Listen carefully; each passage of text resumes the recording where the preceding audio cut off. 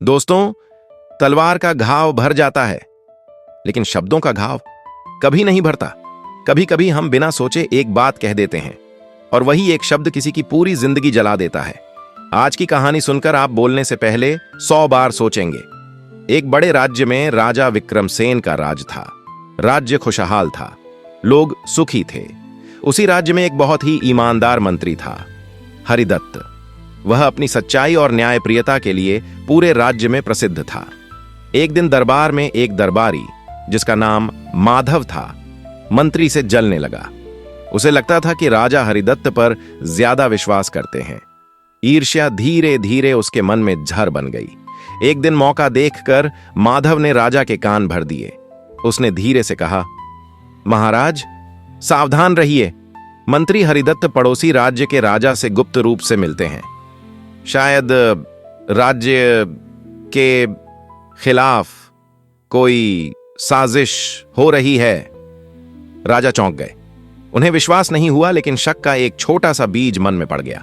अगले कुछ दिनों तक राजा ने हरिदत्त को संदेह की नजर से देखना शुरू कर दिया। बिना जांच किए उन्होंने मंत्री को पद से हटा दिया और महल से निकाल दिया। हरिदत्त स्तब्ध रह गए। उन्होंने पूछा, महाराज, मेरा अपराध क्या है? राजा ने ठंडे स्वर में कहा, विश्वास टूट जाए तो कारण पूछने का अधिकार भी चला जाता है। अपमानित होकर हरिदत्त राज्य छोड़कर चले गए।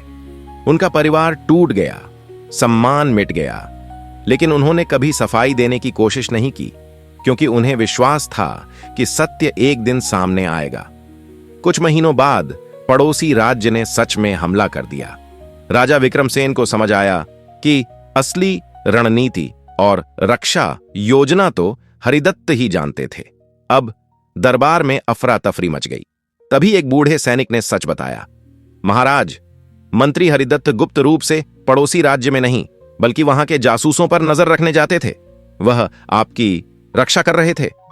राजा के पैरों तले जमीन खिसक गई। उन्हें अपनी गलती का एहसास हुआ।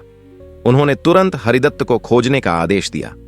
काफी खोजबीन के बाद पता चला कि अपमान और दुख के कारण हरिदत्त गंभीर रूप से बीमार पड़ गए थे और कुछ ही दिन पहले उनका देहांत हो गया। राजा विक्रमसेन टूट गए। उन्होंने माधव को बुलाया। तुम्हारे एक झूठे शब्द ने एक निर्दोष की जान ले ली और राज्य को भी कमजोर कर दिया। माधव डर से कांपने लगा। राजा ने कहा, तुम्हें दंड मिलेगा, लेकिन उससे बड़ा दंड मैं खुद को दूंगा। आज से मैं बिना सत्य जाने किसी पर संदेह नहीं करूंगा। माधव को राज्य से निष्कासित कर दिया गया, लेकिन राजा के मन में जो अपराध बोध था, वह जीवन भर नहीं मिटा। दोस्तों, झूठ बोलने वाला एक बार दोषी होता है, लेकिन बिना जांच किए विश्वास तोड़ने वाला भी उतना ही दोषी होता है। इस कहानी से हमें केवल यही सीखने को मिलता है कि बिना सत्य जाने किसी की निंदा या आरोप मत लगाओ।